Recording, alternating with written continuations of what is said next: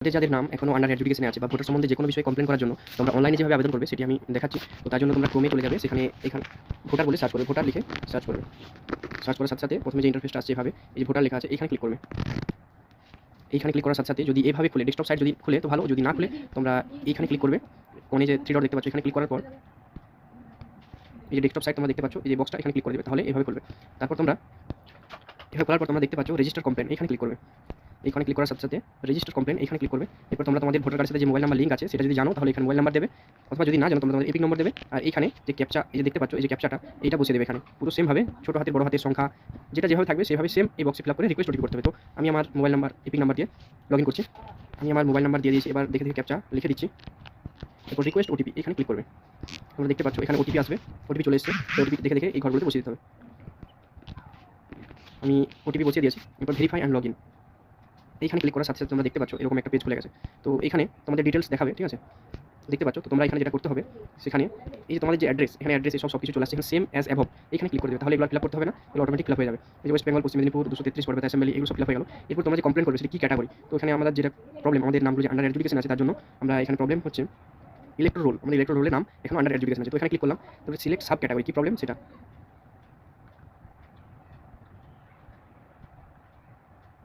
এই যে name not available in electoral roll of CEO website, এখানে ক্লিক করবো, কারণ আমাদের নামগুলো নেই। তারপরে এখানে এপিক নম্বরটা আমাদের লিখতে হবে। এপিক নাম্বার দেখে দেখে লেখার পর এখানে 500টা ওয়ার্ডের মধ্যে, পাশে একটা ওয়ার্ডের মধ্যে তোমাদের প্রবলেমটা লিখতে হবে। তো সেটা আমি লিখে তোমাদেরকে দেখাচ্ছি। আর একটা কথা বলে রাখি, তোমরা এখানে বাংলাতেও লিখতে পারো, তোমাদের যে সমস্যা তোমরা বাংলাতেও লিখতে পারো নিজের মতন করে।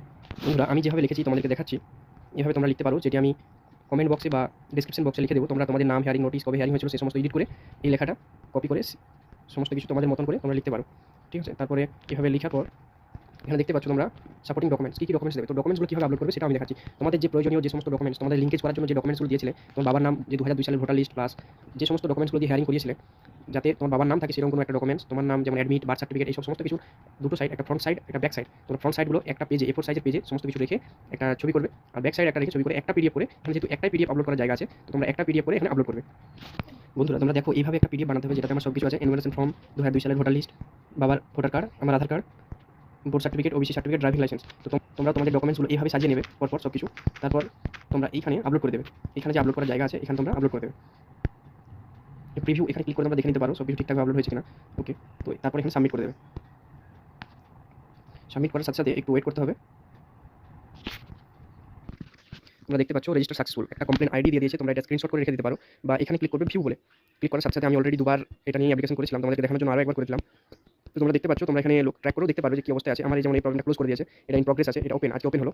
তো এখানে ভিউ কমপ্লেন এখানে ক্লিক করে তোমরা দেখতে পাবে কী অবস্থায় আছে বর্তমানে স্ট্যাটাসটা, ঠিক আছে। তো তোমরা ওইভাবে তোমাদের সব যাদের নাম এখন আন্ডার এডুকেশনে আছে বা ভোটার কার্ড সম্পর্কিত যে কোনো প্রবলেমের জন্য তোমরা এখানে অ্যাপ্লাই করতে পারো এইভাবে।